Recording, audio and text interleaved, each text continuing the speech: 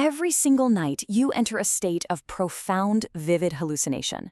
You literally see, feel, and experience a world that absolutely does not exist.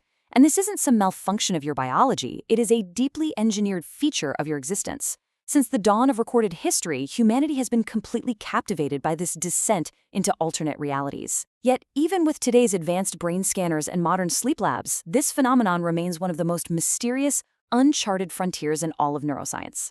Because here is the cold, physical reality. You spend approximately 2 hours every single night trapped in these elaborate fictional experiences. And while this is happening, specifically during REM sleep, a mechanism deep in your brainstem completely shuts down your voluntary muscle movement. You are, quite literally, biologically paralyzed. It's a crucial, hardwired safeguard just to prevent you from physically acting out the wild visions playing inside your head. Now, you're probably thinking, wait, 2 hours? I barely remember dreaming at all most nights. Well, you might think you don't dream, but the science is totally absolute on this. Every single human being on Earth dreams. The illusion of a dreamless night really just comes down to a staggering rate of data loss. We forget 95% of our dreams within the very first 5 minutes of waking up. The exact moment you open your eyes, the neurochemicals responsible for memory formation rush back into your brain, but by then the dream is already dissolving into nothing. Let's step into Section 1, the biological crime scene. What exactly is the physical brain doing while we're trapped in this paralyzed state? Well, it's extraordinarily active. Your visual cortex lights up like a fireworks display, which is exactly why dreams are so overwhelmingly visual. Your motor cortex fires rapidly, creating that incredibly real physical sensation of flying or falling. Your amygdala, the emotional center, absolutely surges. But right at that exact same moment, your prefrontal cortex, the center for logic and self-awareness, is essentially switched off. That is exactly why seeing a flying elephant feels completely normal in the moment. Your brain's logic checker is totally offline. The whole environment inside your skull is completely altered. The dreaming brain produces this radical chemical cocktail. Acetylcholine, which is tied to memory and learning, spikes dramatically. Meanwhile, serotonin and norepinephrine, the chemicals that drive wakefulness, stress, and emotional regulation, drop to near zero. You are operating in a completely different chemical reality. Which brings us to Section 2, the interrogation room, where we look at 4 major theories. You have to ask, why would evolution preserve something so strange and so metabolically expensive if it didn't serve a clear function? Well, that brings us to our first scientific theory. Back in 1977, psychiatrists Hobson and McCarley introduced a deeply controversial idea that dreams mean absolutely nothing. Their activation synthesis theory proposes that the brainstem is simply firing random, meaningless bursts of electrical signals. But the cortex is a meaning-making machine. It absolutely cannot tolerate randomness. So it improvises. It frantically constructs a bizarre narrative just to make sense of all this neural static. But wait a second. If it is completely random noise, why do we all share the exact same nightmares? Seriously, across all cultures, being chased is the single most commonly reported dream. Falling, being trapped, losing your teeth. If it's just random static, why is the content so overwhelmingly threatening? Exactly. That massive gaping hole in a theory brings us to Antti Revonsuo's threat simulation theory. He argues that dreaming is actually highly purposeful, and its main purpose is raw, primal survival. In our ancestral environment, when we were constantly surrounded by predators, the ability to mentally rehearse a response to danger was literally a matter of life and death. Under this theory, your brain is running ancestral survival rehearsals every single night just to keep your deep instincts razor sharp. Okay, so that covers our ancient past, but what about our day-to-day waking lives now? That connects perfectly to the memory consolidation theory, which treats REM sleep kind of like a massive overnight file transfer.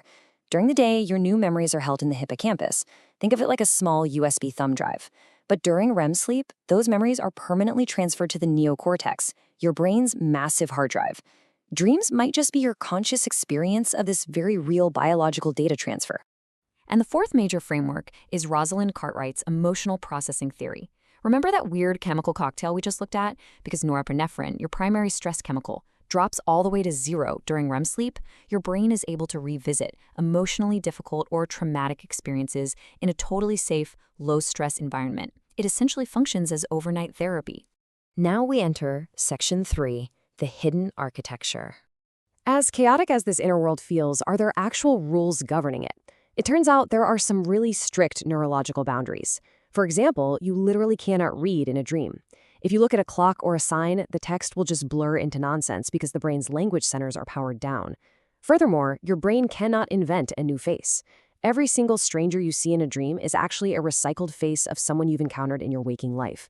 And for those who are completely blind from birth, their dreams are utterly devoid of sight, composed entirely of intense sounds, smells, and physical sensations. So, is it possible to hack those rules? Can we actually control this architecture? Yes. Lucid dreaming, where you become consciously aware that you are dreaming while still inside the dream, is a scientifically verified fact. In laboratory conditions, sleeping subjects have actually successfully communicated with researchers in real time. They signaled their conscious awareness by moving their eyes in pre-agreed patterns beneath their closed eyelids. They are fully asleep, yet entirely conscious. But this porous boundary between waking and dreaming introduces a genuinely terrifying vulnerability. What happens if your conscious mind wakes up, but that biological paralysis mechanism in your brainstem totally fails to switch off? The result is sleep paralysis. You regain consciousness, you open your eyes, but you are utterly unable to move.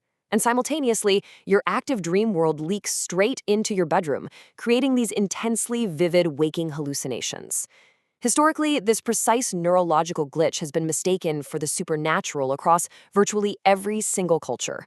Everything from demonic possession to alien abductions.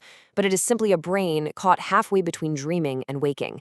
Yet this same unconstrained brain state is also responsible for some of the most profound achievements in human history. Without the strict constraints of the logical prefrontal cortex, Paul McCartney literally woke up with the entire melody of the song Yesterday in his head. August Kekule discovered the ring structure of the benzene molecule after dreaming of a snake eating its own tail. Dmitri Mendeleev envisioned the periodic table, and Mary Shelley conceived the absolute horror of Frankenstein, all while dreaming.